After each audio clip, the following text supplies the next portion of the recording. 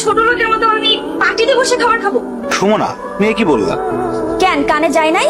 যা শুনছো সেটাই বলছি। ও মা, তুমি যদি ওই পাটিতে বইয়া না খাইতে পারো, আমার ঘরে একটা চেয়ার আছে, অবশ্য পাওটা একটু ভাঙ্গা, তবে তুমি বইসা খাইতে পারবা, অসুবিধা হইব না। স্যার ডাইনা দেই। ভাঙা চেয়ারে বসে সুমনা খাবার খাবে? অসম্ভব। ছি ছি, এসব কি রান্না করছে?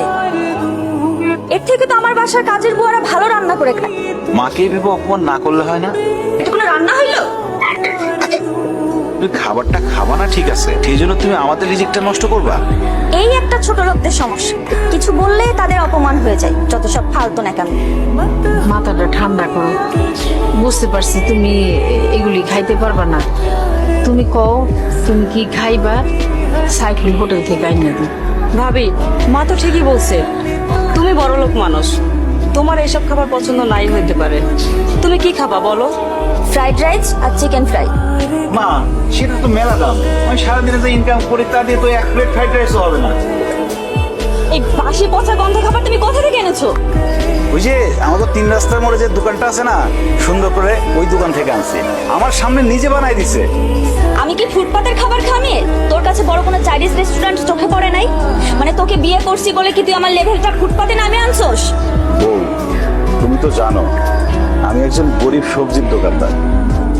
সবজি বিক্রি করে যা ইনকাম করি তা তো বড় রেস্টুরেন্ট থেকে খাবার কেনার মতো সামর্থ্য আমার নাই। হারাম জাদা, তাই বলে কি তুই আমাকে ফুটপাত থেকে খাবার এনে খাওয়াবি? তোর খাবার তুই খা। তুই এরকম কষ্ট করে আর কতদিন পার করবি? ঘরে তো বউ সম্মানও দেয় না। আর যা মনে হইতেছে বউরে দেখে মনে হয় না বউ সংসার করবে। তুই মনে হয় তোর তালা কিনতে চাই। বালিশের পরিবর্তে ইটকে আমি রাখছি যাতে তোমার মাথা থেকে রক্ত বের হয়। মানে তুমি আমরা খুন করতে চাও? হ্যাঁ করতে চাই, প্রয়োজন পড়লে তাই করব। আমার ডিভোর্স চাই। বউ, ডিভোর্স ছাড়া তুমি যা চাইবা তাই পাবা। প্রয়োজনে আমি প্রতিদিন অনেক বেশি পরিশ্রম করে তোমার জন্য চাইনিজ থেকে খাবার নিয়ে আসবো, ভালো ভালো খাবার নিয়ে আসবো।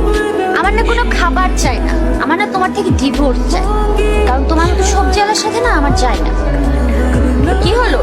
এরকম বজ্রপাত হয়ে যায় মানুষের মতো চুপচাপ বসে আছো কেন? কি বলছি কানে যায় নাই? জি, গেছে।